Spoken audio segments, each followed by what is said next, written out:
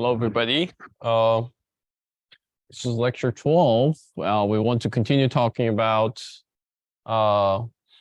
caches. And we're kind of like, getting into the final third of the class as the weather is also getting very cold these days, right?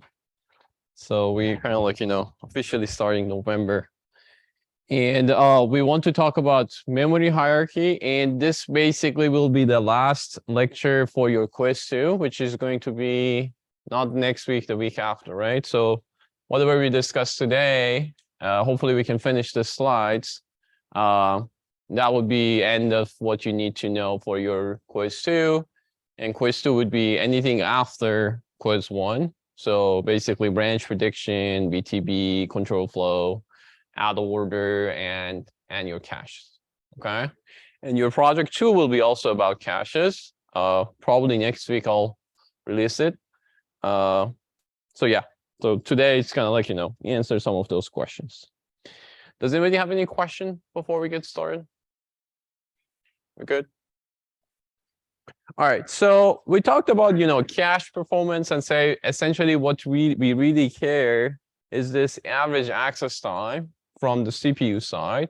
But internally, what really matters is the hit time, the miss rate, and miss penalty.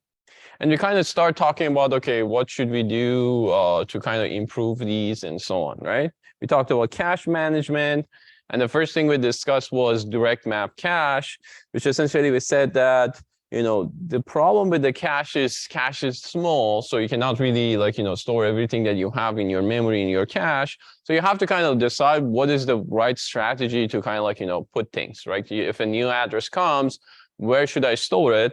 And the simple thing that we can do is that we can say that, we look at the address, we create this thing called index, and then based on the index, we just go to one line in our cache, and then we're gonna store things there, right? So for example, if we have an address that we have a cache that only has 8 different entries, we're going to use the log2 of that, which is 3 bits, and we're going to use that 3 bits to index. So whatever addresses that has the lower 3 bits similar, they all go to same line in my cache. And same story for these blue ones, which is 101. All the 101s goes into kind of the blue index, right? So that was basically the idea of the direct map. We said that basically the way that we're going to use and look up the direct map is we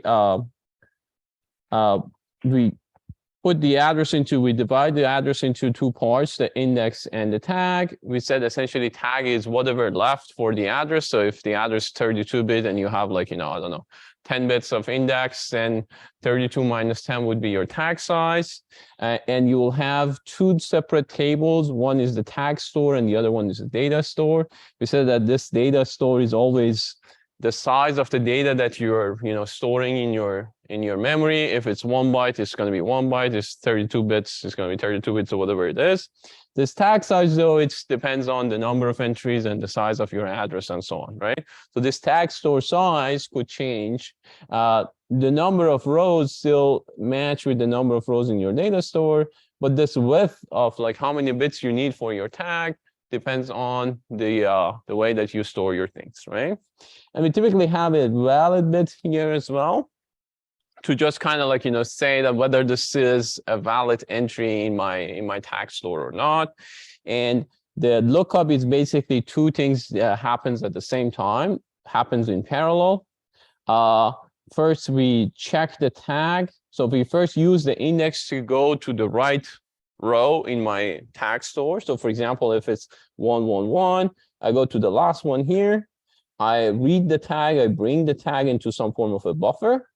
And then I'm going to compare this 5-bit tag with this 5-bit value. If these two compare, if the comparison says that these are equal, then we're going to get a hit. If the comparison says that they're not equal, then we're going to get a miss, right? And in parallel, we're going to go into the same row in our data store and bring the data here. we put the data in some form of a buffer. So if I actually draw it here, this is my tag store, this is my data store. I'm going to bring the data and put it in some form of a buffer. And basically this comparison here becomes the selector for some form of a mux, that one of them is here and the other one is, you can think about it as 0, 0, 0 or any other like, garbage number. And this is basically becomes 1 and 0, right? So if the selector says 1, we bring the data from the cache. If the selector says 0, it means that it's a miss. So we basically just, we don't care what number we are passing on. This is going to be garbage anyway, right? So we have to, basically go to the next level and next level to look at. Does that make sense? Any question? Okay. So let us talk about, alternative to the cache. And we kind of like, at high level talked about this, but let's actually go into the details. So an alternative, like, the other extreme to the way that we can store things is instead of like using index to go to one particular line, we can say, oh, okay, altogether, we're going to get rid of the index. We're just going to say that this cache is this table with this many entries, like 8 entries. And what I'm going to do is that whatever new address comes in, I'm just going to put it on, I'm going to find the first available spot and I'm going to put it there. And then the next time I want to check, I'll have to basically just check with everything.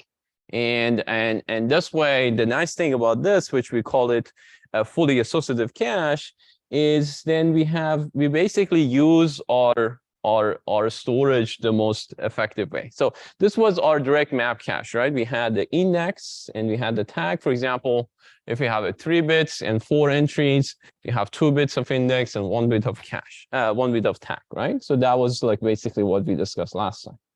So alternative to this, which we call fully associative, is we won't have any index. So if we have 3-bit address, all of it would be tag. And what we're gonna store is we're just gonna say that any of these lines could be assigned to any of these lines in the cache. We don't know which one is which. So all we need to store is basically the tag itself, all of the tag, which means all of the address. And whenever the new data comes, we just have to check the tag with this and see which one it is. Is it this one? Is it this one? Is it this one? Or is it that one? And then basically, if any of those is a match, then it's the data that we have, right? And then we never have 2 matches because we always like, pick at least one and put things there, right?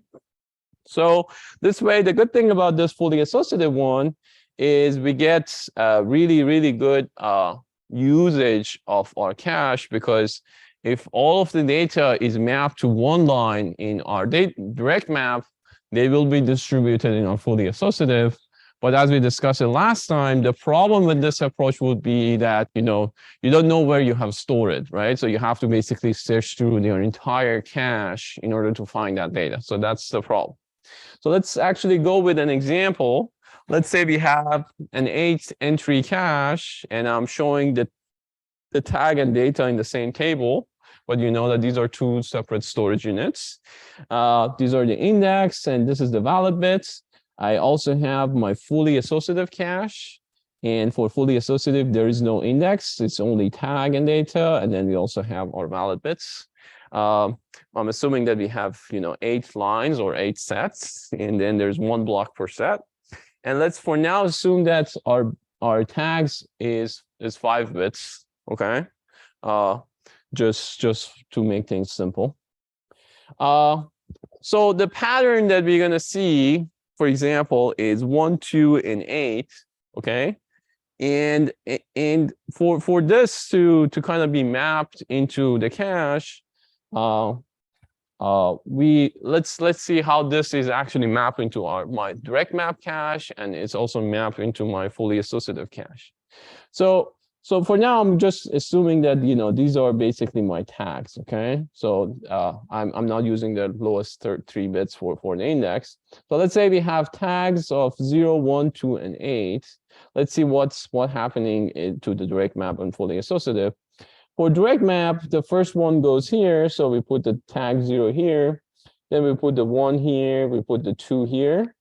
And 8's gonna have the same tag as 0 because basically their bits is the index bits are the same. So basically when the 8 comes in, right, I need to basically replace 0 with 8 and put it there, right? Because 8 and 0 both map into the same area. If you look at the 0, it would be this, 8 would be this. So the index of both are 0, 0. So you store both of them in this area here. For the first one, the tag would be 0. For the second one, the tag would be basically 1, right? So that's what you would do. For all of these, also the tag would be 0. I just put 1 and 2 to clear what's being stored where. Okay. So basically, what happens is that although I have these spaces here, I have to store 8 into the first line because 8 and 1 has basically collision, right? But if you look at the fully associative, what will happen is that I'm gonna store 0 here, 1 here, 2 here. And the 8 comes in, and then I'll store 8 here, basically, right? Because it's just as long as I have available spots, I'll just put things into the available spot, okay?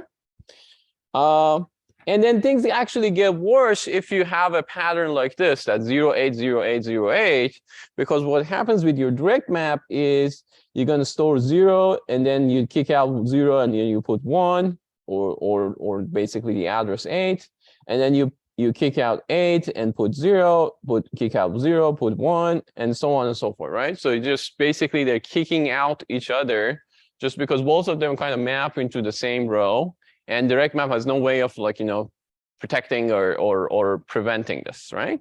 Versus for direct map, it was very simple. For fully associative, we just put 0 here and 8 here, and that's it, right? The next time that 0 comes, it will be a hit.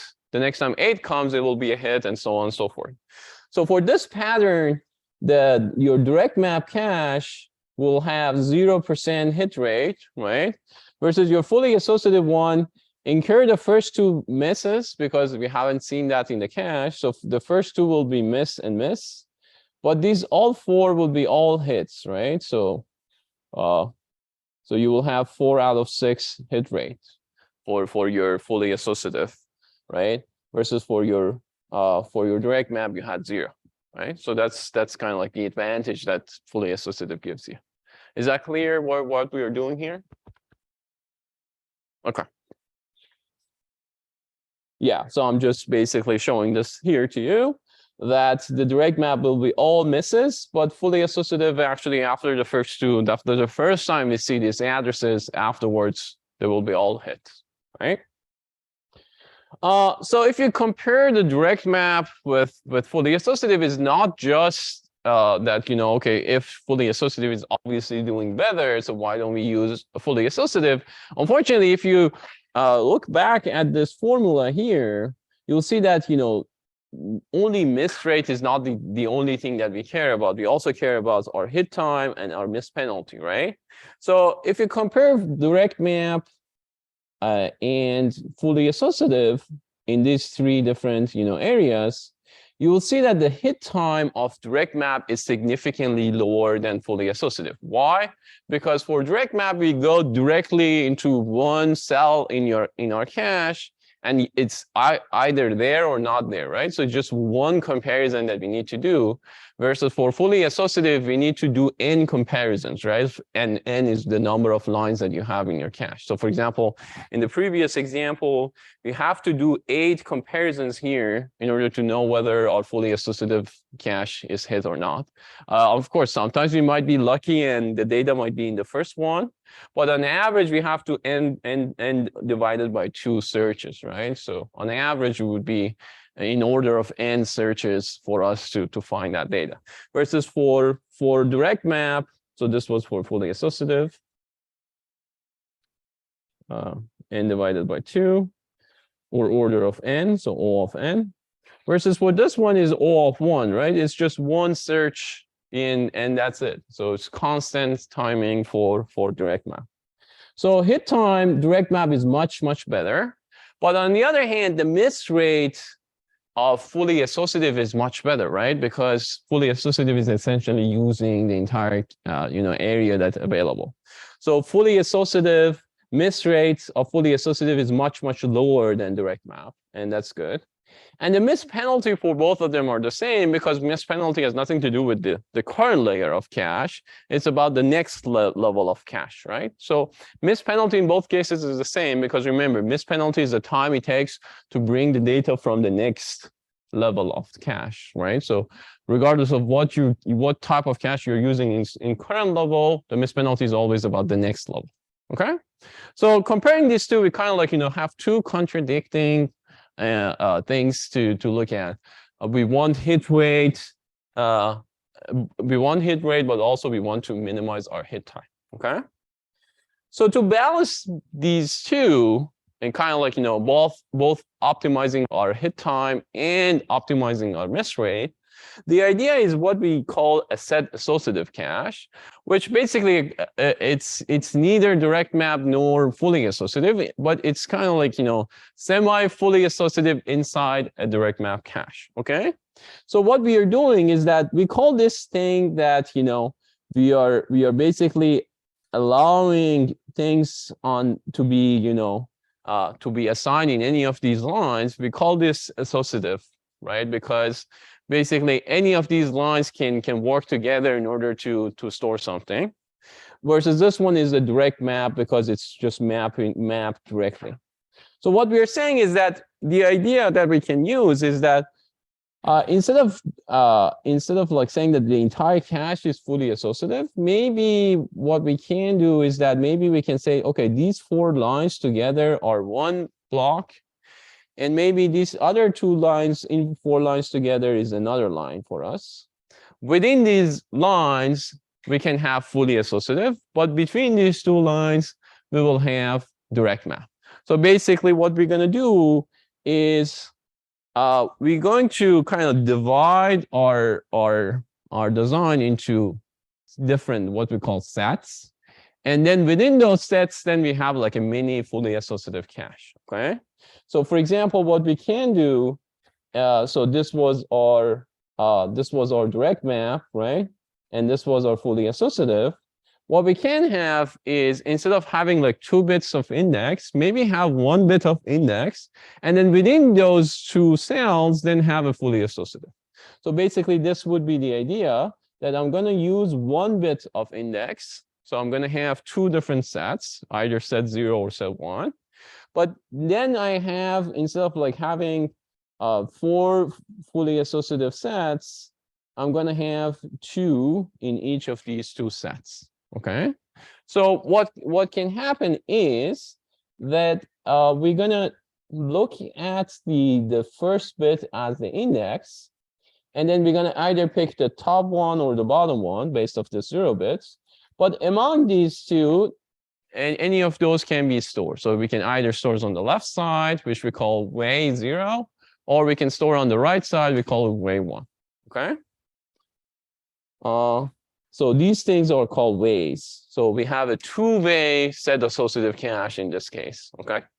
And remember, in all 3 cases, we still have 4 cells, right? Nothing has changed in terms of the cells. We just move the cells around. So the size of the cache in all these cases are exactly the same.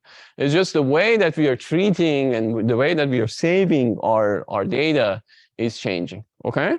Of course, in all of those cases, if you increase the size of the cache, your performance gets better because you have more storage. What we're saying is that within a specific or given, size, you have to look at which one is performing better, right? So the cache lookup for the set associative is kind of combination of direct map and set associative and fully associative. What we are having here is that we have 2 set of tag stores and 2 set of data stores, basically this and this. And what we're going to do is that our 3-bit index this time goes into, again, any of these lines. So for example, if it's 111, goes into this line here. And then we're going to bring 2 set of tags. Remember, we have a 2-way set associative. And we do 2 set of comparisons because It could be either here or it could be either here. And if any of those two matches, then we're going to say that it's a hit. And then we're using an OR gate here because it either match this one or neither of these two, right? And then at the same time, we're going to bring both of these data into our buffers. And then again, the same strategy that we did before. We basically use this as the controller or selector, and then we pick the one that we want, right? So what's really happening with sets associative compared to direct map and fully associative is that on fully associative, we had to go through every single line of this and then compare it, right? It takes a lot of time. If you have 8, it would be 8. If you have 16, it would be 16, and so on. For direct map, we only go to, for example, this line here, and we bring the data and do comparison. For fully associative, we say that, okay, let's break this into like 2 or 4 or 8, and then like not doing all, but maybe doing half or maybe doing 1/4 or something like that. So we kind of like, have a best of both worlds in this scenario. So if you actually then compare, for example, our pattern of 0, 8, 0, 8, 0, 8, we will see that again for our direct map, that would be 0 evicted by 1, evicted by 0, evicted by 1. Versus on set associative, what we do is that in between the columns, we have fully associative. Between rows, we have direct map, right? So what happens is 0 comes, and I put 0 here. Then 8 comes. 8 also, if you look at this, basically we are saying that the first 2 bits is my index. So 8 would be this, right? So I'm going to store 2 here. But I don't replace it with this because I also have this column on this index. So I'm going to store 2 here. And then the 0 comes in again, and I have 0 here, right? So for my set associative, I have miss and miss. But similar to my direct map, I'm going to start getting, similar to my fully associative, I'm going to start getting hits, right? And my direct map starts, keep getting misses, misses, and misses, because they're kicking each other out, right? So if you see, set associative is actually getting similar hit rate as my fully associative by just adding another, column to the right. So instead of like having this column all the way here, I'm just dividing and moving this column to here, basically, right? I'm moving it to here. So still 8 rows. I'm just dividing the 8 rows into 2 columns instead of like having one big 8 column. Does that make sense? And if you look at the, I'm going to go back to here for you to do a test. Now, if you look at the hit time and miss rate, you will see that my set associative is actually sitting very nicely between my direct map and fully associative. So in terms of hit time, direct map still performing the best because direct map is just one search and only one search. Set associative is very, very close to direct map. The number of checks is the number of ways, basically. So for example, if I have a 2-way set associative, instead of doing 1 search, I do 2 search. If I have a 4-way set associative, I do 4 search, and so on. But this is very close to this because, for example, assume that we have 32 lines of cache with a 2-way set associative. For fully associative, I need to do 32 comparisons. For direct map, I need to do 1 comparison. And for my set associative, I need to do whatever this way is. So doing 2 comparisons, right? So the comparison is very close to direct map, especially for large caches. But the nice thing is that the miss rate is very close to the fully associative, because by just adding multiple of these ways, for those conflicting addresses that all map into the same index, just adding 1 can have a significant impact because then both of them can be there, right? So this way we're kind of like, avoiding most of these conflicting, like, back and forth addresses that are kicking each other out, okay? And then again, miss penalty for all of them are kind of the same because again, miss penalty has nothing to do with the way that you design your cache. Does that make sense? Any question here? All right, so let's see if we can actually do this example for yourself. Just assume that we have, A lines for our fully associative and direct map, and we have a two-way set associative with 4 lines and 2 columns. Let's see if we can find the hit rate and miss rate pattern for this.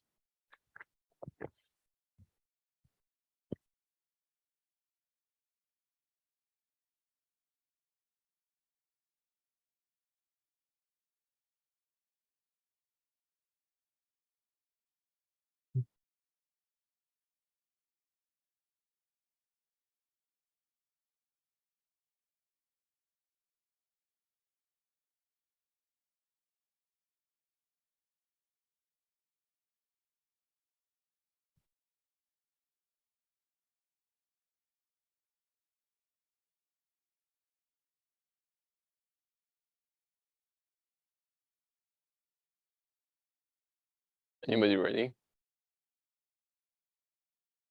Okay. So let's do it together. So first thing you always need to know is like, what is your index size and what is your tag size, right? So for your fully associative, 3 bits for, so you have, sorry, for your direct map, you have 3 bits for your index, right?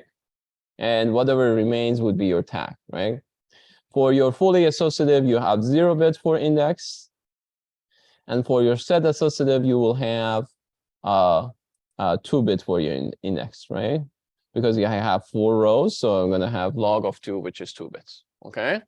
So if I look at these addresses, 0 basically goes into, for direct map, 0 goes to 0, 1 goes to 1, 2 goes to 2, and 8 goes to 0, right? And so on and so forth. For my fully associative, 0 goes to 0, 1 goes to 1, 2 goes to 2, and 8 goes to 3, basically, because I have the available 3, and so on and so forth. And then for my set associative, 0 goes to 0, weight 1, so 0, 0, for example. 1 goes to 1, 0. 2 goes to 2, 0. And 8 goes into my 0 and 1. And that number in parentheses is basically my way, the second way, right? So looking at these, so if you look at these, patterns, the direct map. So first of all, if nothing has been cached, it's going to be a miss in all of those. We call this compulsory miss. I'm going to talk about it very soon. So it's going to be a miss, miss, miss, and for all of these. Same story for 1 and 2, right? And same story for 8. The thing about 8 is that in 8, we're going to kick out 0 from our direct map cache. So here, 0 would be removed for my direct map. So if I look at my direct map cache, would be 0, 1, 2, and then some bunch of things. And then once this 8 comes, 8 basically will kick this out and then put 1 here, because my tag would be equal to 1, right? For my fully associative, I'm going to have 0, 1, 2, and 8 here, and then a bunch of other things. 8 won't kick out anything else, right? And the tag would be also equal to 8 because we are using the entire tag. And so this would be my fully associative one. And for my direct map one, maybe I put the direct map here. For my direct map one, first of all, I have 2 kind of columns. And what I will do is 0 would be here, 1 would be here, and 2 would be here. Actually, all of them, the tags would be all zeros. I'm just showing it 1, 2 so that you can actually follow. And then 8 will come, and then I'll store 8 here, basically, right? So 8 will not kick out 0, right? So now 1 comes, and it will be a hit for direct map. It will be a hit for set associative. It will be a hit for my fully associative. Then 2 comes, hits, hits, and hits. Then that's where things gets interesting, because 0 comes, the direct map would be a miss. Set associative and fully associative would be a hit. And then for this one, it would be a hit, hit, and hit. And again, you'll see that the set associative and fully associative like kind of match each other perfectly, versus the direct map one, in this case, will have some extra misses. Any questions? If you have like multiple values that have the same row, but then like the row is filled up, how do you choose which one to fit? Good question. The question is now if you, for example, have 2, 0, and 8, and then what if 16, for example, comes in? What should we choose to evict? That's exactly what we're going to talk next. So this is what we call replacement policy, and then we will talk about what is the strategy that we need to do for our replacement policy. All right, so this is kind of like, summary of these 3 ways of we are doing this. We will have direct map, we will have set associative, and we have a fully associative. So basically, if you look at the search, for direct map, it's only one search. For set associative, it's depending on how many ways do we have. So for example, if you have 2 ways, they're going to be 2 searched. And for our fully associative, we're going to be that many number of rows that we have. And that would be many search that we're going to do. So I already talked about this. So let's actually go back one more time to our cache addressing, and then see how this cache addressing kind of like map with our fully associative, set associative, and direct map. Remember, I told you that, for example, our addresses on the CPU side are either 32 bits or 64 bits, right? So far, we only talked about 32 bits CPU, but modern processors are typically use 64 bits. So we're either talking about 4 bytes or 8 bytes of address, right? And remember that we still on the CPU side, we need things to be byte addressable. So although we are getting values from the memory in 32-bit chunks or 64-bit chunk, but we should be able to address each individual 1 bytes if you want to. So we get 4 bytes or we get 8 bytes, what we need to do internally, do all those things that we learn to kind of like, get the data that we want. On the cache address side, we're going to have the tag and index. As I told you, we need the index to kind of like go through the index that we want, and we want the tag for checking that. But the additional thing that we're going to need is this thing called block offset. The reason for the block offset is that, as I told you, we store things in cache in blocks, okay, and not in bytes. And the block is usually bigger than 4 bytes or 8 bytes. The reason for that is we want to, use locality. We want to, store more things in one block of the cache, because if we bring 4, probably more likely we're going to need the next 4 bytes and so on and so forth, okay? But why we need block offset is because that, for example, if our blocks are 8 bytes, and our data that we want to read is 4 bytes, because we want to do 32 by 32, we need to design and, we need to be able to address which part of this block I want to read, right? So the block offset is basically saying that whatever the size of the block it is, right? Which byte or which 4 byte you want to read from it. And that would be your block offset, okay? And then we also need to, when we read that 4 bytes, we still within the 32-bit address of our CPU, we still need to address each one individually. So our consecutive addresses in my CPU is still byte by byte, okay? So if I want to read 2 consecutive blocks, I should add it by 4, I should add it by 8, okay? Similar story that we had before. So we need byte addressable. So every address in our CPU is still byte by byte. If we read something from the cache or from the memory, it would be 4 or 8 bytes together, whether we are 32-bit or 64-bit. So we need the internal within the address of CPU to kind of like address the byte. But what we store in the cache is blocks, which blocks are usually bigger than 4 or 8 bytes.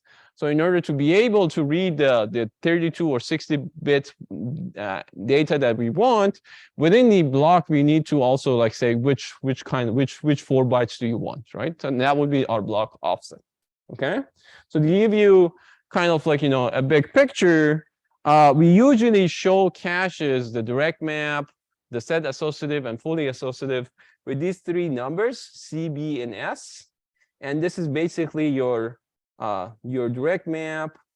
This is your fully associative, and this is your set associative cache. And basically what this does is C is basically the size of your cache, B is the bytes per block, and S is the blocks per set. Let me show it in examples, and then we're going to revisit this one more time, and you will understand it better.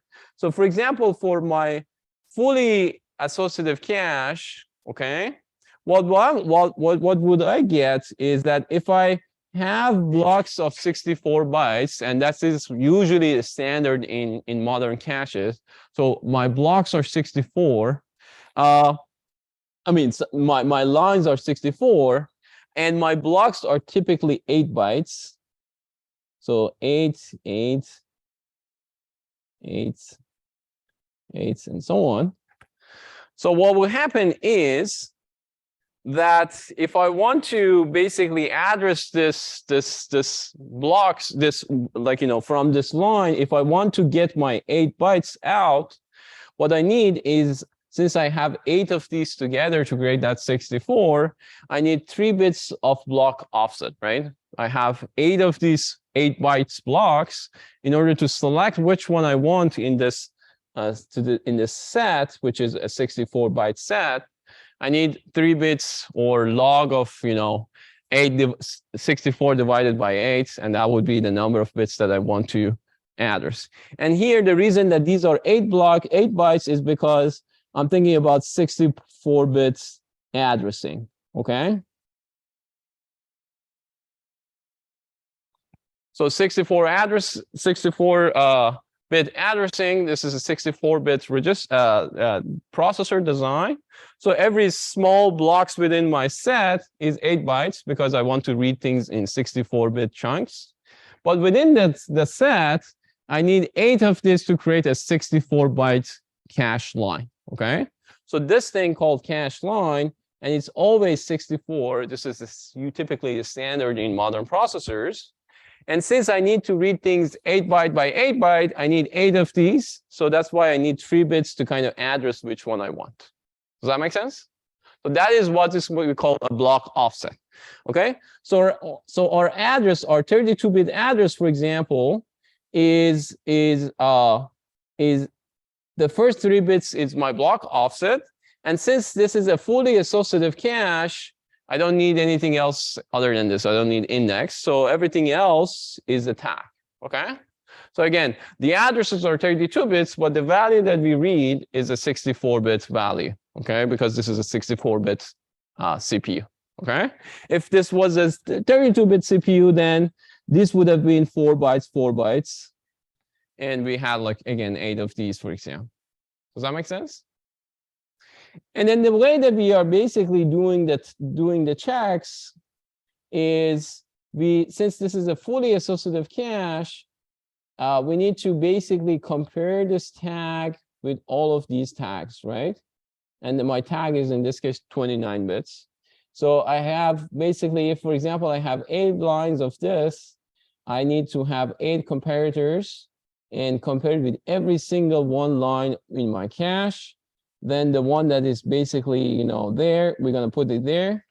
And then, as you can see, this block offset is basically saying which of these 8s I'm going to read, because I'm going to read things in 8 bytes chunks from my memory. All right. So that would be the final value, which I'm going to get in my memory data register, or MDR.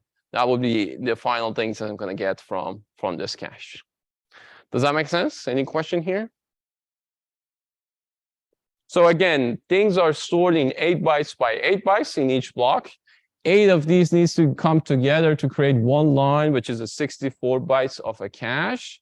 In order to address each of these blocks, I need 3 bits to say which of these blocks I want to read.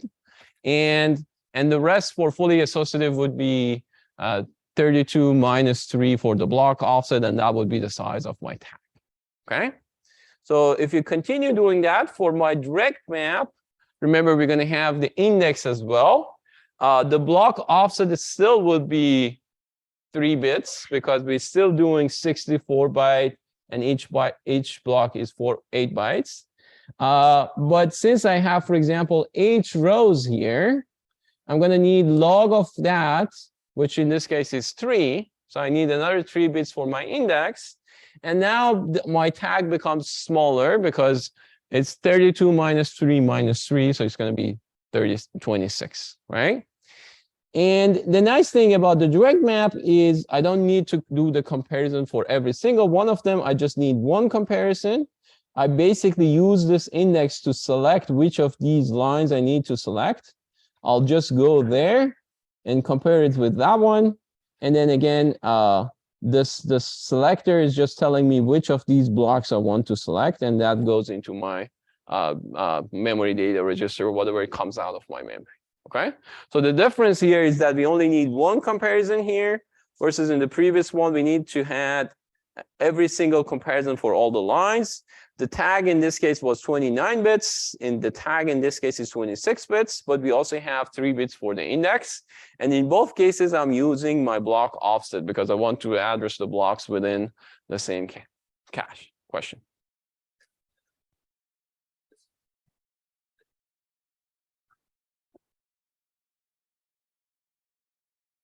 For the fully associative, you mean? So the question is, for the fully associative, does the time for checking the tags matter? So for your fully associative, you have 2 options. Either you do it one by one, right? So you go first line, one comparison, second line. What we are showing here is that you basically can have 8 parallel comparisons and then do one. Basically, it takes the same amount of time as just one comparison. You're just increasing your overhead. And since it's guaranteed that only one of them will be matched, either one of them or none of them at all, there won't be a case that 2 of them will be a match. So it doesn't matter of the timing. At some point, if you have enough time, one of them becomes 1 if it's a hit. If it's not a hit, none of them becomes 1. Does that make sense? And finally, for my 2-way set associative, you will see that instead of having 3 bits, I need 2 bits because I only have 4 rows, right? But within those rows, I have 2 columns, which I call way 1 and way 2. And as you can see here, is that now my set is holding 2 big blocks, right? So still, each block is each line is 64 bits. But basically, if each set, which basically combination of way 1 and way 2 is 2 times that, right? 2 times 64. So in previous cases, this was 64, and this was 64. My set was 64. But in my set associative, my set is 2 times that because each one still is 64, and this one is 64. But a set would be 2 times 64, the number of ways that we have 64, okay? And then again, what happens is that we just do 2 comparisons because we have 2 ways, so we only need 2 comparisons.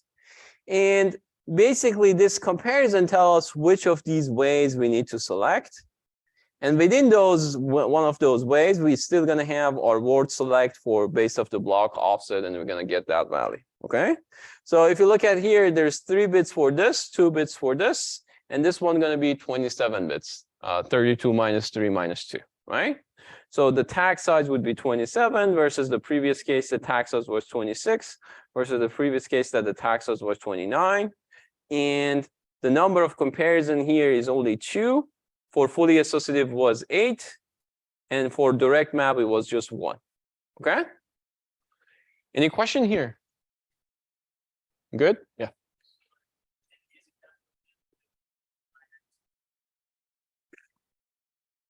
The question is that in these examples, there's no, so we usually call this a line. Each one of these ways a line. For direct map and fully associative, set and the line are the same thing, right? Because you only have one way, right? And same for fully associative. For set associative, line and set are 2 different things. So each set has 2 lines, basically. Does that make sense? Yeah.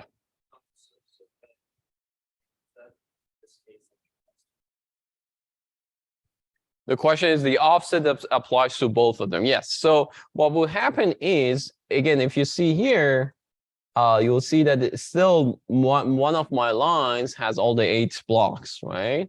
So so what will happen is that we compare it with this and we compare it with this, and then we have this additional mux here.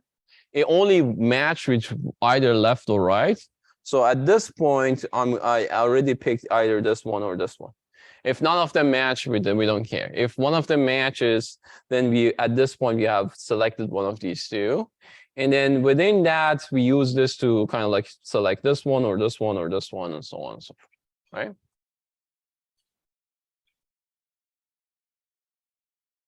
Okay.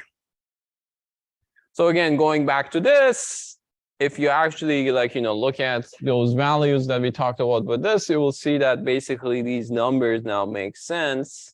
I'll leave it to you guys to figure it out. We actually in your project and your homework, we're gonna give you different sizes and we're gonna ask you to give us these numbers. But I think you get the idea of how you calculate this. You have to first know how many rows you have, then you see how many index and how many tags you need, how much block offset and all those things, right?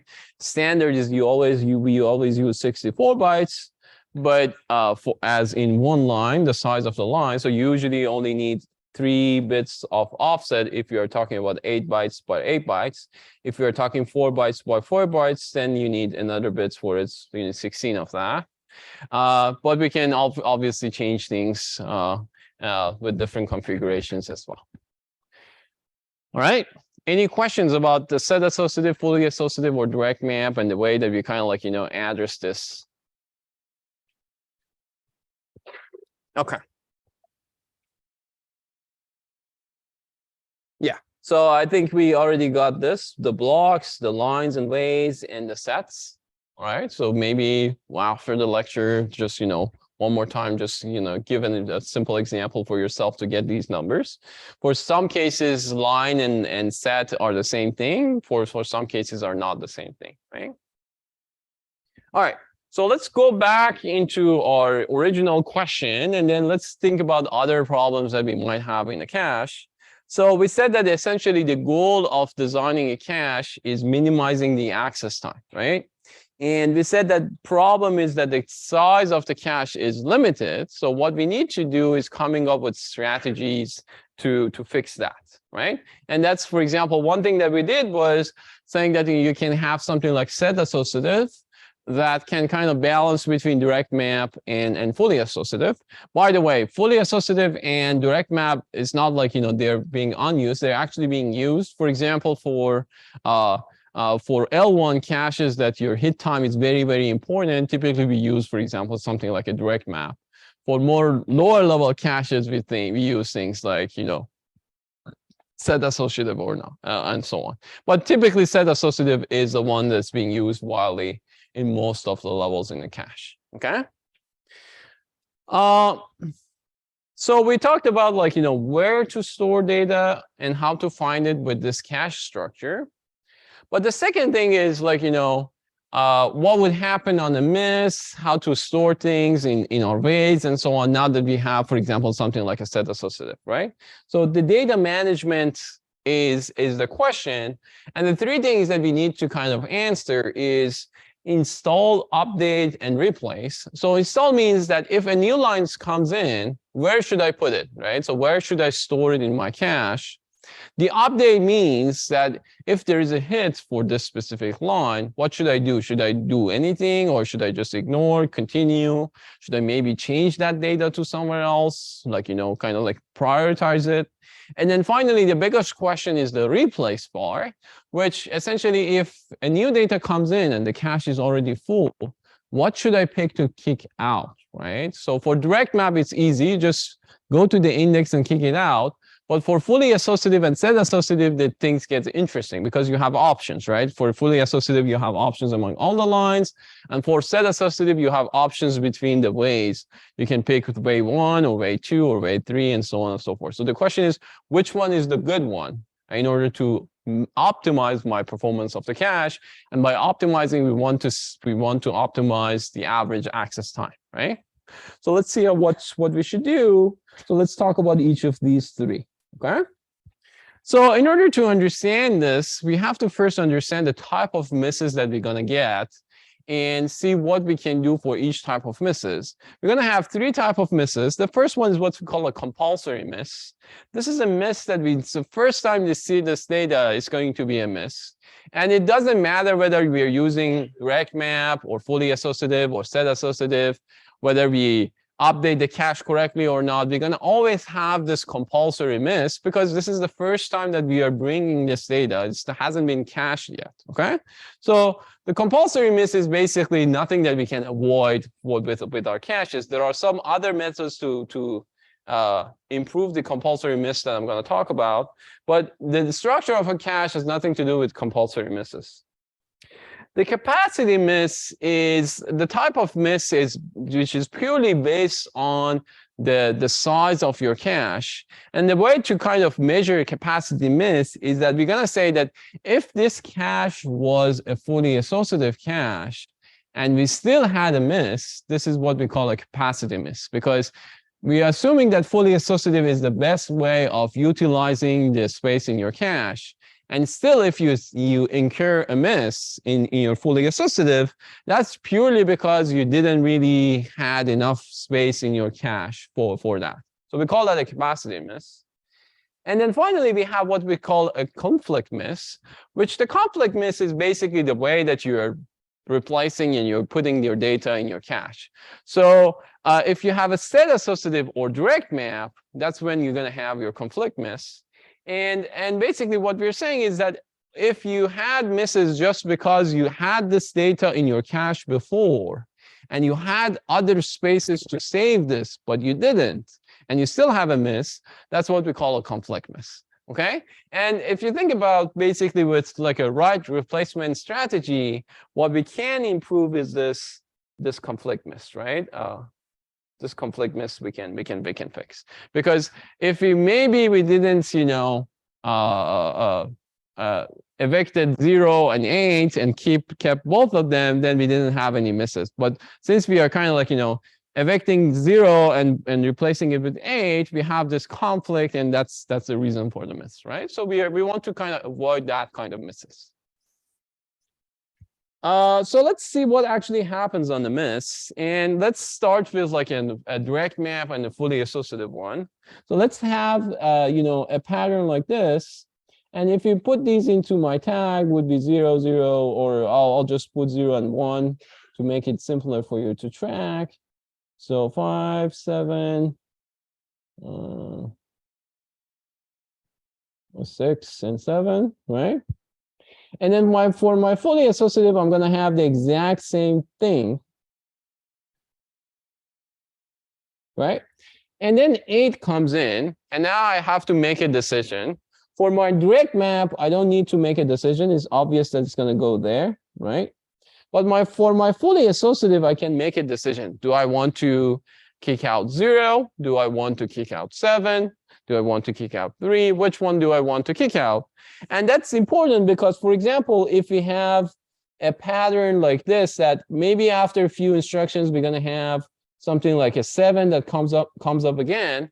If we had evicted 7, then we're going to incur a miss, versus if we, for example, evicted 0, then we wouldn't have a miss, right? So the choice for what we are going to evict or kick out is important in terms of the performance of the cache and the miss rate, okay? So any ideas, like for a pattern like this, if 8 comes, what are the options? Any suggestions? What should we kick out?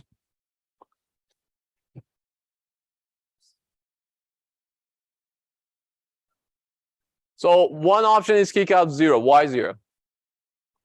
Locality. So all of them are kind of like locality, but yeah, sure. You're saying that like 8, 9, and so it's more likely we see 7 and 8 and 9 than 1, 0. Okay, yeah, that's one thing. Yeah. So someone says least recently used. So which one is least recently used here? 0, right? So the least recently reused is the oldest one, basically in this case, and 0. So if you want to kind of like kick the oldest one, we kick 0. Any other option?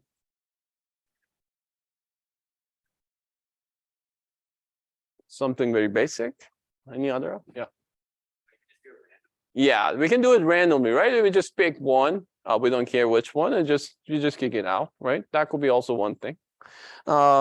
We can do 5-4. We can do last in, first out. We can do first in, first out. We can do all those things as well, right? So that's the decision of what to evict is what we call usually the replacement policy. What is the policy that we're going to follow in order to kick out the one that we want to kick out? And as I said, it's important to which one to kick out because the future patterns is dependent on what you're kicking out. If you're kicking out the right ones, and then you get better performance. And of course, you never have the information of what comes next. If you had that information, then you had the perfect replacement policy. So you basically have to look at the pattern of before, like similar to the way that we did the branch prediction, and make a guess, make a good and educated guess in order to kick out something. And in this case, there is no penalty for, there is a penalty, but there is no like correction issue, right? So if we kick out the wrong thing, worst thing that can happen is that we're going to incur an additional miss. So it's not like, oh, we have to flush the pipeline and so on and so forth, similar to the branch. This time it's just, oh, we made a mistake. We have to stall the processor for maybe a few more cycles. So it's still a performance hit, but it's not as bad as, for example, branch misprediction, right? And then this story is same for, so we talked about the fully associative, but within the set associative ones, like, if you have a 4-way set associative, for example, if all of them are full and then a new data comes and wants to go here, we have to pick between these 4, right? Which one are we going to pick? So whatever we use for fully associative basically applies to our set associative. And as I said, set associative is the most popular type of the cache. So we have to answer this question for the set associative, okay? So let's actually have a quick break here, and then I'm going to come back and talk about this replacement policies.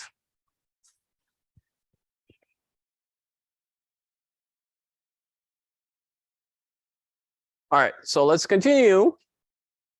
So we want to answer this question of what to evict, right? And what is the best way to evict things? And the first option is actually picking at random. The good thing about picking at random is you don't really need to store anything. You don't need to keep track of anything. You just randomly pick one and get the results. And surprisingly, random is not too bad actually in many cases. It's actually quite good in many scenarios, okay? So for example, if we have a scenario like this, and then we have 0 to 7 and 8 comes in. If I pick at random, and then for example, if in the future time 7 comes in, right? 7 out of 8 times, I'm actually gonna get it right? So my accuracy wouldn't be too bad. It would be 7 out of 8 in this particular case. Because if I pick anything but 7, I'm gonna get a hit on 7 in future. And if I pick random, then would be basically distributed equally among all the lines. So my performance for the random wouldn't be too bad. But the problem is that, for specific patterns, this may not work, because if you just pick randomly, you won't get the best possible performance, because for example, if 7 and 4 and 3 comes in, or if there is a specific pattern such as like 7, 6, 5, it basically tells you that, it's going to be, some form of locality, as you said, right? So if I pick randomly, I didn't really use that and consider that into my strategy. So what we can do better is one that is very, very popular is least recently used. And the least recently used is basically primarily based on the temporal locality. The temporal locality, if you remember, was this idea that if I use something, it's very, very likely that I'm going to use it again very soon, right? And then this is generally the idea of the cache. So if we go with that idea, then if you have a bunch of different options, then it's a good idea to just evict the oldest one, because the newest one is the highest, the likeliest that we're going to use again, and the oldest one is the less likeliest that we're going to use, right? So if you just, gradually just get rid of the things that we haven't used for a while, then we probably get the best out of our temporal locality. And actually what happens is, this is kind of like the best in terms of performance in most systems, and this is what's being used in modern processors. We really didn't go to other options. There are some other options too, but we basically, since LRU is using widely in modern systems, we actually, we just focus on LRU. Okay, so we need to find the oldest line and evict that, right? So that's the strategy for LRU.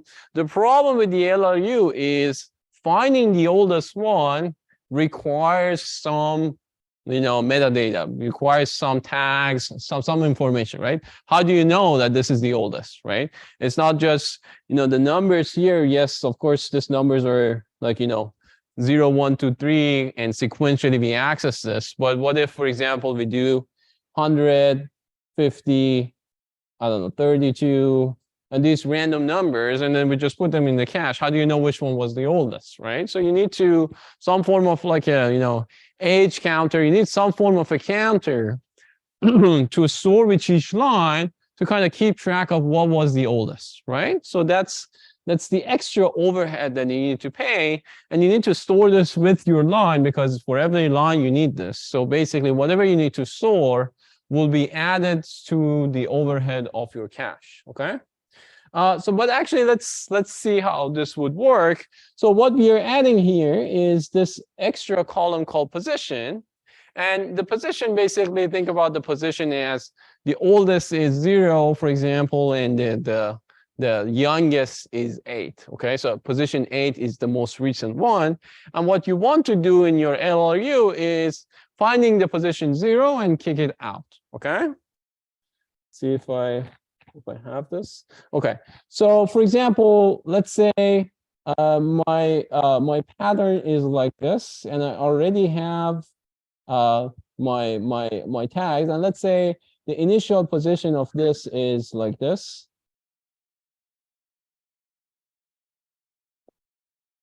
Okay, so this is the only initial position, and now let's say that we have a pattern like this. Let's see what happens to our cache. Okay, so what will happen is that, for example, 1 comes in, right? And first of all, 1 would be a hit because it's already in the cache. But if you remember, I told you 3 things. We need to do is install, we need to do update, and we need to do replace. Okay, for replace, I already told you what we should do. We just find the position with 0, and we need to get rid of 0. Okay, so that's the idea of the replace. For install, also, if it's for example, a fully associative cache, we just go and find the first available spot and just put it there. That's the install. Now we need to talk about the update as well. An update is a scenario like this, that we have one is already in the cache. It's a cache hit. Do I need to do anything about this or no, right? For LRU, since we are saying that we are keeping track of the youngest and the oldest, once 1 comes in, then 1 becomes the youngest at this point. So we need to update these positions based off this new axis. What I do need to do is basically go to the 1, which is here, and update this to the youngest. So basically, youngest means 7. So I change the position of 1 to 7. So I update the value stored in that line and change it to 7. And since 1 becomes the youngest, everything else kind of like, it has to move down, because you cannot have 2 youngest, right? So 7 has to become 6, 6 has to become 5, 5 becomes 4, 4 becomes 3, 3 becomes 2, 2 becomes 1, and 0 stays 0, right? Because 0 is before 1, okay? So this is the updated position of my cache, because 1 comes in and we decided to update our positions. The other alternative would have been that I don't care. And in that case, your LRU wouldn't work, because your LRU is supposed to just keep track of what is the youngest and what is the oldest, right? Then 2 comes in, and still it's going to be a hit. And then I'm going to update the positions one more time because now 1 comes in. So 2, tag 2 becomes the youngest, becomes 7. Not a good color. Becomes 7, right? And everything else has to go down, right? So 7 becomes 6, 6 becomes 5, 4, 3, 2, 1, and this one stays 0, right? So remember, now what happens is that 1 used to be the second oldest, but now it's the second youngest. And 2 used to be the third oldest, and now it's the youngest, right? Then 8 comes in, and 8 is not stored here. So we need to find the oldest, in this case 0, kick it out, and replace it with 8, okay? So what I would do is I'm going to go here, kick 8 out, and put tag 8 here. And another thing that I do for install is also we're going to update the positions because 8 now is the youngest, okay? So I'm going to update the position of 8 at this 0 to 8. Sorry, 7. So stay set, then becomes 7. And then again, everything has to be updated. 5, 6, 0, 1, 2, 3, and 4. And then once 9 comes in, again, 9 is not in the cache. What should we evict in this case? We should evict this guy, right? We should evict 3 because this is the position of 0 here, right? So if it didn't update my positions, at this point we would have evicted 1. But since 1 is already being accessed, it means that it's probably my program still needs 1, right? So it's not a good idea to evict 1. That's why I updated the position of 1. I updated the position of 2, but it seems that my program doesn't really like 3, doesn't really use 3 anymore. So 3 is the oldest, and I kick out 3, right? And then I keep doing this. So I kicked out 3. Then 4 comes in, and now 4 is my oldest, right, at this point. But I'm gonna update it back to the youngest. So I'm gonna update this 4 to 7 once this next 4 is coming. So it basically tells us that, no, 4 is not really the oldest. It has to go back to the youngest. And this story continues, right? So 1 comes in, 3 comes in. So this would be a miss, unfortunately, right? Because we already kicked out 3. But as I said, your replacement policy is not a perfect, right? It's not a perfect policy. So sometimes you get it wrong as well. And sometimes you just have smaller space. You cannot really accommodate for everything. All right? So does that make sense? So the idea is basically I keep track of positions. Anything that comes in, if it's a cache hit, I'm going to update the position of that. And I'm going to update everybody else's positions. And then if I have a new data that hasn't been in the cache, I find the oldest, the position 0, kick it out, put this thing into the cache, and I'm going to update that and put it as the youngest as well. So 2 things that I need to do, and be careful that you need both of them. You need to do both of them. Okay, and this will be part of your project too. So you basically will see that how does this impact. The problem with LRU is it's very, very costly because essentially for every row, you need to have a position. And this number of bits you need for this position is log of this number of rows that you have. Log 2 of this number of rows, right? For example, if you have 64 rows, you need to store 6 bits for each position. And then the 6 bits, you need 6 bits here, you need 6 bits here, and so on and so forth, right? So you need to store a lot of data, and you need to update a lot of things for every single cache access. So in terms of like a time for updating things and storage, it will be lots of overhead, okay? So what we can do to kind of fix this, the idea that it's being used is what we call a pseudo LRU or PLRU. The idea of the PLRU is saying that positions are not 0 to 7. The positions are either 0 or 1, but multiple people can be 1, but zeros are only one person. And what I do is basically I'll just keep track of 1 bit of 0 or 1 for every single data that I have. Okay.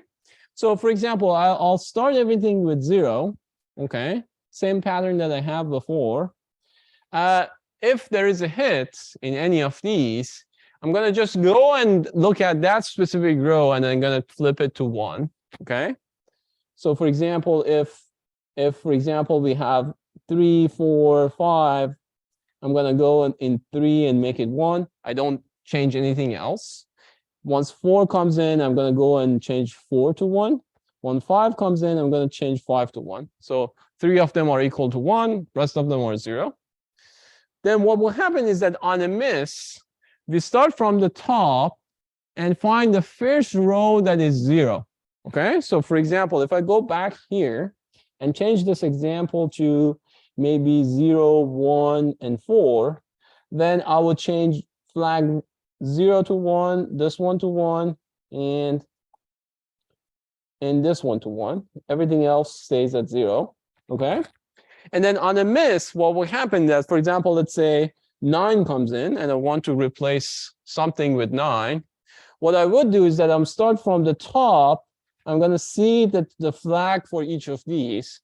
For first one is 1, so I don't replace this. For second one is 1, I don't replace this. What I will replace is 2, and I'm going to replace this with 9 and put 9 there. Okay. And what I will do is on a miss, once I put 9 here, I'm going to also put the flag equal to 1 for 9. Same thing that I said before. I'm going to update it to 1. Okay. And then what will happen is at some point, if all of them becomes 1, there might be a scenario that all of them becomes 1. Once all of them becomes 1, we call it reset. So we're going to reset everything to 0. If all of them are 1, I'm just going to reset everything to 0. Okay. So if all of them becomes 1, we reset. And then if we need to kick out anything, we just again start from the top and you're gonna replace it with that. Okay. So this is the idea of the pseudo LRU. The difference is we don't keep track of all the locations. We just say that if it's a hit, we're gonna put 1, and 1 means that we want this. And if it's 0, it means that we don't want this, right? And then it's easy for finding things. We don't need to update anything. We just, if there is a hit, we're going to just go and on that row and update that one particular flag. If all of them are 1, since we don't have any option to evict, we need to reset everything. So we need to go through all the lines and make everything 0, and then start from basically the initial stage. Does that make sense? Okay. So the good thing about this is that now I only need 1 bit for each line. Doesn't matter how many lines I have. I just need 1 bit. And the nice thing about this pseudo LRU is that, as you will see in your project as well, the performance of pseudo LRU is very, very close to LRU. Okay. Versus the storage overhead of your pseudo LRU is very, very minimal. It's just 1 bit per row versus it was log 2 of rows for your LRU. And then not only that, the update scenario is also very, very simple for your pseudo LRU, because your pseudo LRU, all you need to do is just update 1 flag, versus for your LRU, you have to do this extensive going through every single position and update the positions. Okay. So that's why pseudo LRU is basically what's being used in modern processors. It's kind of like, you know, combination of pseudo LRU and LRU. It's a little bit more than that, but we don't go that far to talk about that. Okay. So again, remember, install, update, and replace. These are the 3 things that we need to care about. And if you look at the random, the pseudo LRU and LRU, you will see that basically the idea that we do for all of them is a slightly different from one to another. Okay.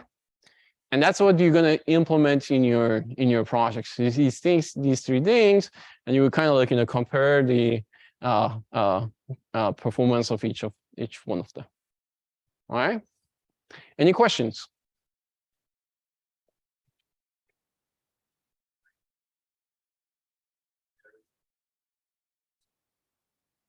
The question is for direct map, what we do. Direct map doesn't need replacement policy, right? So your replacement policy is only applicable to fully associative and set associative, because direct map is just direct map. Does that make sense? Okay. So the question is always like, can we do better? And as I said, we're not going to go through the details of what is being used further than this. But there are different methods such as adaptive, for example. Like the idea is if you have random LRU and pseudo LRU and you don't know which one is working better for you, what you can do is maybe having all three and then having some form of a voting mechanism, or have some form of like, keep track of which one is doing better and use that, right? You can use a hybrid method where, for example, you're not necessarily using just random or pseudo LRU. Maybe you're sometimes using random and sometimes using LRU, right? So there are all these tricks that these days, systems are using. Again, if you're interested, go and read more about replacement policies. There are interesting papers there. I might share some of them with you.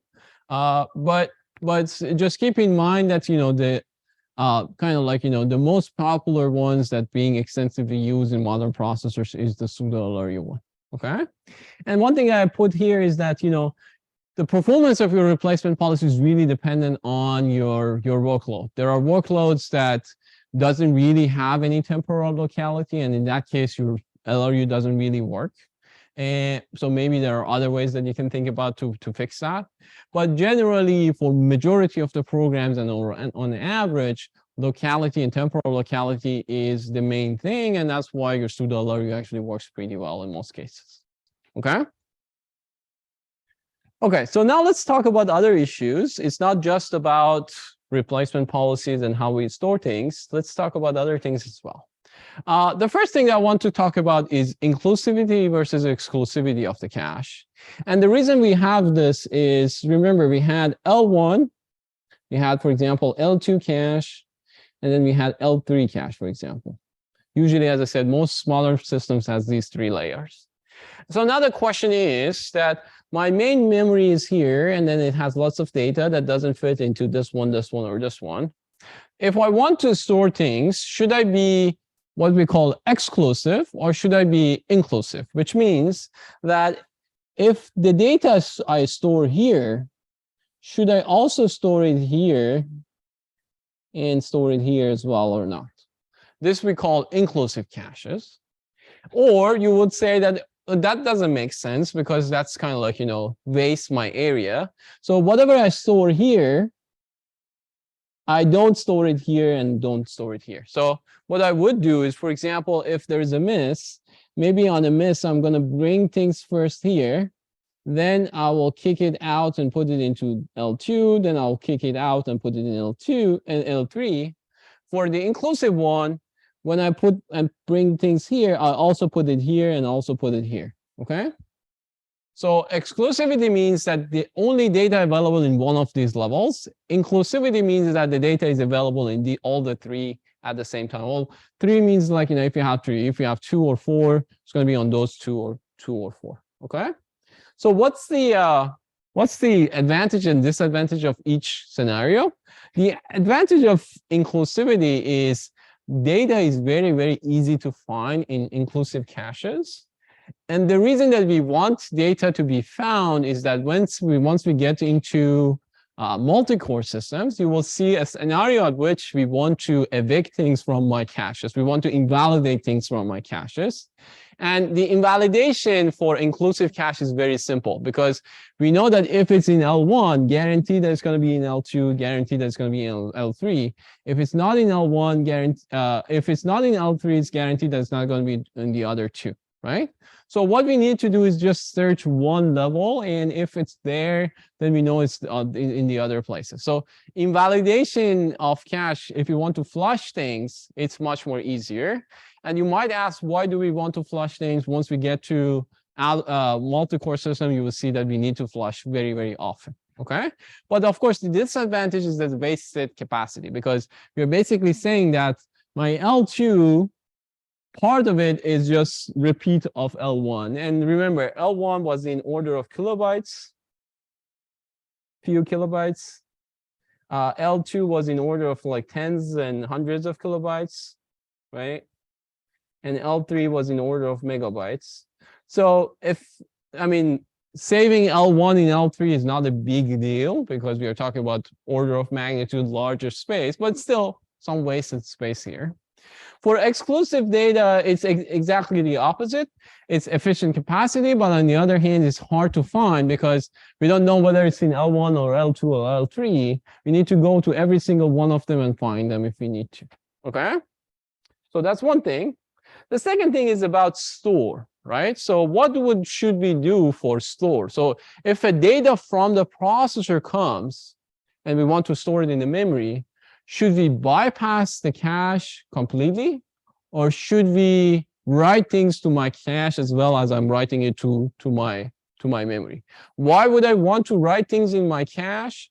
Because similar to temporal locality, if I store to something, probably very soon I'm going to read it again, right? So you probably want to store it in your cache, but sometimes it's wasted space, right? So let's see actually what will happen with the store, and let's talk about two scenarios. The first scenario is that you want to write something to your memory, and you already cached your previous copy of this data, okay? So for example, you want to store something into address 0x100, and this address 0x100 is already cached with the old value, right?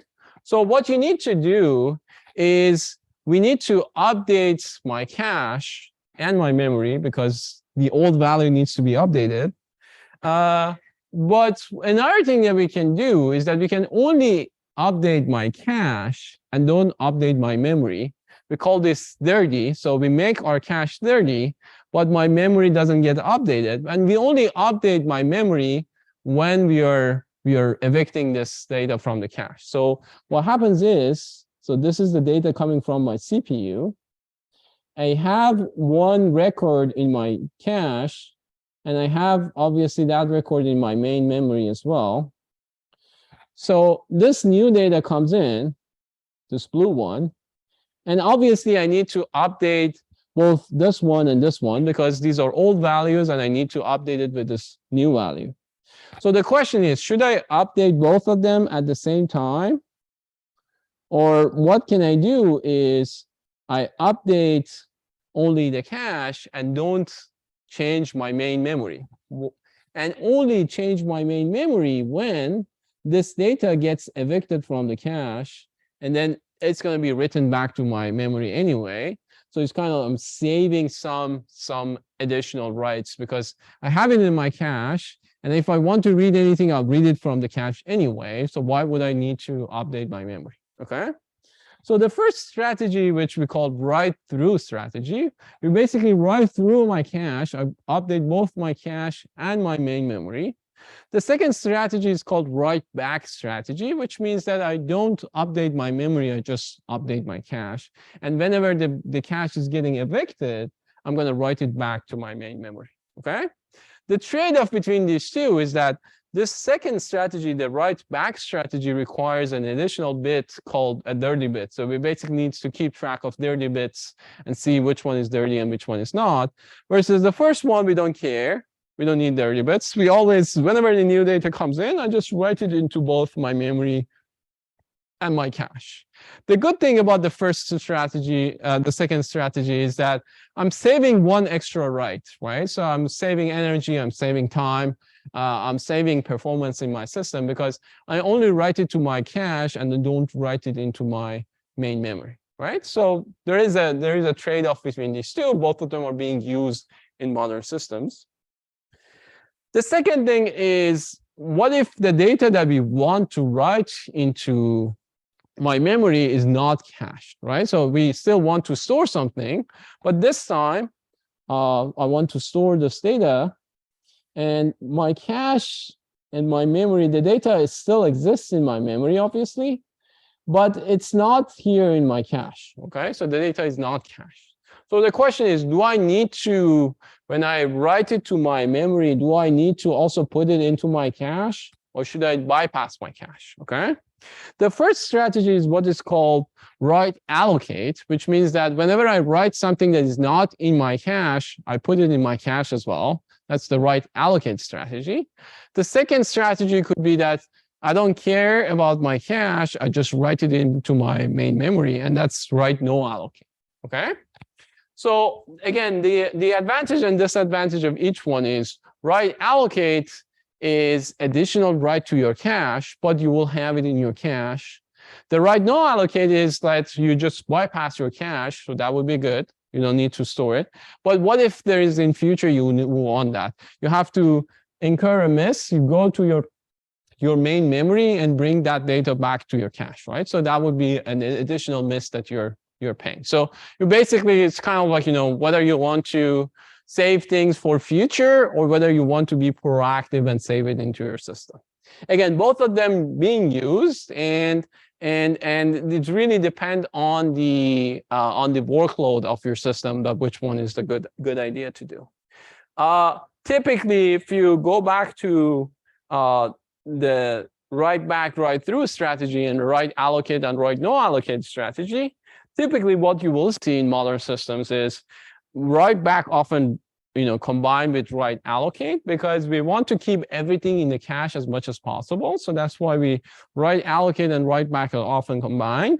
And write through and write no allocate is also often combined, because when we are doing write through, we are basically only relying on my main memory as the main thing, right? So it's basically we're trying to minimize the amount of information in my cache. Okay, so write through and write no allocate is typically one way of doing things, and write allocate and write back is another way of doing these things.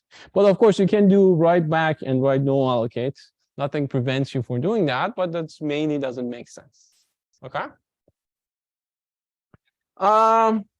So how to pick between the two different strategies? It depends.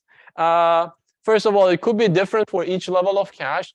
Doesn't necessarily means that your L1 has to be write back, write allocate, but your L2 shouldn't be. Typically, what we do is that for lower level of my cache, I tend to store more things in my cache, versus for higher levels, I just don't store things. So with my L3, I typically do write allocate and write back strategy, versus for L1, I just do write no allocate. Okay. Again, this is something that you will probably test in your project to see the difference between these two and how it's impact your performance. Another thing that you have to keep in mind, and you will see this a lot, is the difference between latency and bandwidth. Okay. So the latency means how much time does it take for loading, for example, one block or one row of memory from one level to another level and from one level to your processor. Okay, this is latency. Time it takes. You have a question? Yeah. The previous consideration is that they rely on whether the question is that how does inclusivity and exclusivity combine with these things? It's generally there is no specific rule of thumb for them. But probably what you would do is that write allocate and inclusivity is also combined together. Again, if you think about this, that if you really want to use everything in your cache, probably it's a good idea to have all of them at the same time. But they can be mixed and matched in cases. So you can actually, as a good practice, you can search for these, like, the model of the processor that you have in your laptop and go and see that this information about like their caches are actually public. So you'll see that it says write allocate, exclusive cache, something like that. For all the processors, it's actually this information is available online. For example, AMD tend to use mainly exclusive cache. I think Intel is going with mostly inclusive cache, but it's also changed from one generation to another. All right, so latency is the time it takes for reading things from one level to another level, or from your processor from your memory to your processor. Bandwidth, it means that how many blocks can we bring each time that we are reading this, okay? So both bandwidth and latency are the important things for us, because bandwidth is basically says that, oh, it might take 100 cycles, but with 100 cycles, I'm gonna, for example, bring 1 megabyte of data, okay? I'm gonna have a really big bandwidth. Latency just tells you that how much time it takes to bring that amount of information. So what you really want in your high performance systems is both latency and bandwidth. And the interesting thing is that some of the programs are latency bounds and some of the programs are bandwidth bounds, okay? What does that mean? It means that some of the program doesn't really care about how many blocks you're using. You probably just one block would be enough for those cases. If you can just bring that block as fast as possible, then you get performance boost, right? Versus the bandwidth is saying that we probably have lots of locality. So maybe we're doing something like a matrix multiplication that we do, like 1 megabyte of data needs to be like, multiplied to another 1 megabyte of data. So not only latency is important for us, it's the bandwidth that's really, hurting us. If we can bring lots of data together, then we get a really, really good bandwidth. And I mean, these these newer, Apple, silicon chips like M1 and M2 and so on, they both improve their bandwidth and their latency. So they actually, especially their bandwidth is really, really big because the technology that you use, that they put the memory and the chip into kind of like same piece of silicon. They can actually bring lots of data together. Okay, so keep in mind that in your memory system, the performance of your memory system is not just the latency, but it's also bandwidth. Okay. So another thing that, if you remember, I told you that we typically have an I cache and D cache in L1, and then we have an L2 that's kind of like a unified cache, okay? So the reason that we are doing that is the I cache specifically used for reading instructions, and there's lots and lots of locality in your instruction, right? Because you typically do PC+4, PC+4, PC+4, and so on, right? Versus your data could be kind of random, could jump over here and there and so on. So the idea for having an I cache is for maximizing your locality, it's better to have a tiny part kind of reserved for your I cache so that we can actually do all these techniques that we want for my locality. Versus for my D cache, I can maybe care less about locality and maybe care about other things, okay? So that's why you usually have a separate L1 I cache, but we don't need it for others because L1 is enough for my storing my locality in my cache. Yeah.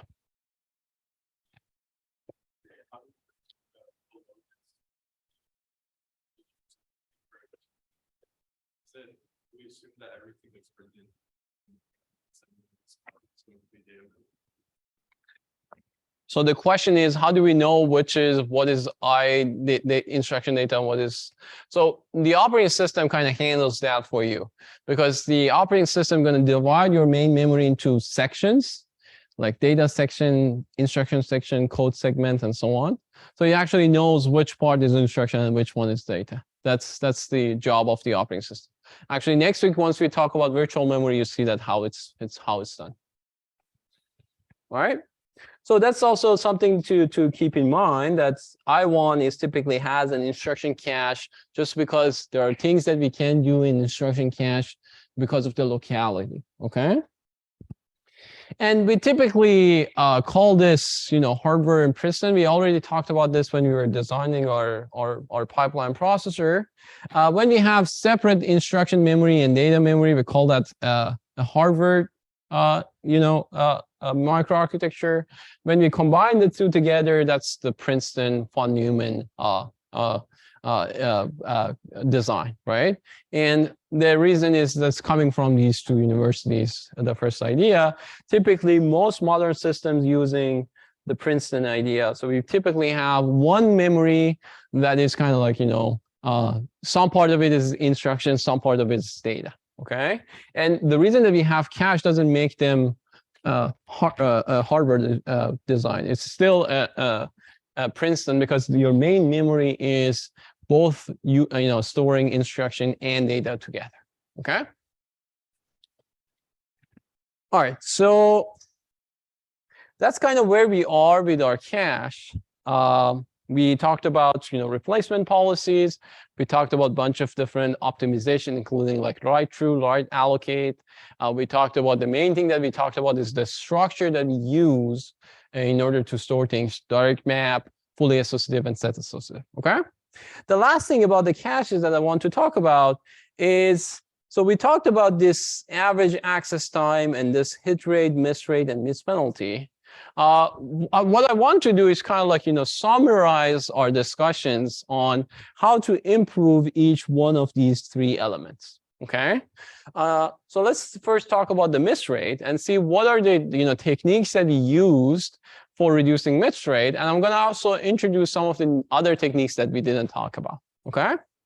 So for reducing miss rate, the first thing that we did was increasing the block size. The reason that we did the block size increase was instead of like only storing, for example, 4 bytes, we stored like 8 bytes, and then we also store all of these things together. The reason for doing that is we want to use locality as much as possible. We said that basically we're going to have what we call spatial locality, and because of spatial locality, it makes more sense to store more things together. Okay, so basically increasing the block size helps us with spatial locality and reduce our miss rate, because if we bring x1 in x2 and x3, the first time we access x1, we already cached x2 and x3. So next time I access x2, the data is already in the cache. So I'm going to reduce my miss rate, right? So increasing block size will reduce the miss rate. The problem with the block size is that, okay, why don't we then bring like 64? Why don't we bring 128?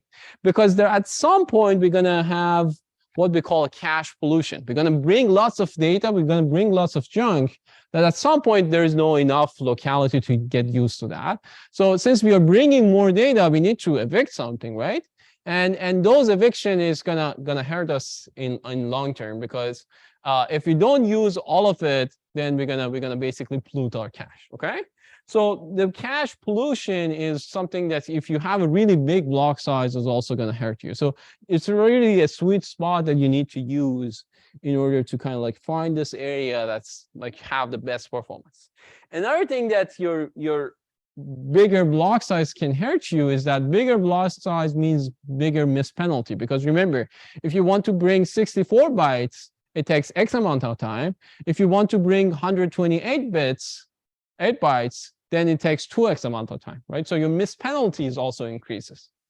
But generally, increasing the block size with some amount is a good idea to do, okay? The second thing that we did was increasing the associativity, right? So we said that basically fully associative is better than set associative, is better than direct map. So if you have more association, basically we're going to reduce our miss rates, right?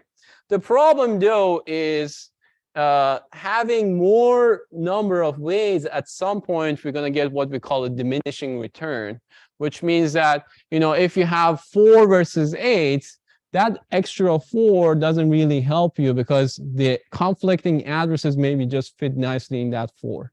And the problem with adding more ways is that your hit time increases, right? So if you add more and more things to your set, then you have to do more comparison, right? So your hit time increases without your miss rate is actually changing, right? So what you would do typically is kind of finding a balance with your set associative, and typically 8 and 16 are the good numbers for your set associative cache. So that's typically what you will see in modern systems, okay? Because after that, you will get your diminishing return problem, okay? Another thing, of course, is increasing your cache size. The bigger the cache, the less the miss rate that you're gonna get, right? The problem with the cache size is another problem we're gonna get is that also your cache size, you're gonna get a diminishing return. And what would be that diminishing return point? This point is where you're gonna have all the compulsory misses. Because remember, the size of the cache has nothing to do with your compulsory miss. If you keep reading things and never use them, whether or not you have your cache Doesn't change anything, right? And increasing the size of the cache, the only bad thing that happens is your hit time increases, because the bigger the cache, the more time it takes to read things off of it, right? So again, it's not like, if you have an infinite size of the cache, you're going to have the best performance. At some point, you're going to reach into the problem of compulsory misses, that regardless of what cache are you using, you're going to have misses anyway, okay? So again, size the cache good, but at some degree, right? You cannot go further than that.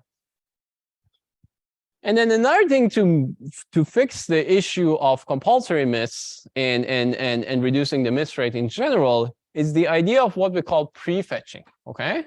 So the prefetching is that, since we said that we're going to have spatial or temporal locality, what we can do is that predicting the pattern that we're going to use, and then we're going to say, okay, we're not doing I plus 1, I plus 2, but maybe we are doing I plus 10, and then I plus 20, and so on and so forth. This is the pattern that we are reading from my memory. So if I actually find this pattern, then I can prefetch I10 when I'm accessing I, or I can prefetch I plus 20 when I'm accessing I. And the good thing about this is that if I get it right, then whenever I access I plus 20, I already have it in the cache. So I'm basically, even for compulsory misses, I'm fixing this issue, because once I find the pattern, very quickly I can say, okay, the next one going to be this. So why don't I actually, load it now? And once I get to that point, I already have it. Okay, so the idea of the prefetching is what is very extensively used, and what it does is you're reducing your compulsory misses if you get it right. There are different ways of prefetching, which I'm not going to talk about, but just keep in mind that there are ways to kind of like look at your previous patterns, same way that we did for branch predictors, and using that to predict the future. And this is very, very accurate, especially for your streaming. So if you do I plus X, if you find that X, you can very easily prefetch it. The problem is that there is some degree of prefetching that is useful, because if you prefetch too much or your prefetcher doesn't get it right, you're going to have the same cache pollution that we said before. Okay. I'm going to pause here, and there are a few other things that we need to go through. What I would do is probably either at the beginning of next class, or just short of like a 5 or 10-minute video, and then just describe these things for you. As I said, this is the end of your things that we're going to talk about for your quiz 2. And there's also, we're going to have one homework probably for this, and the project will be also about this. Okay.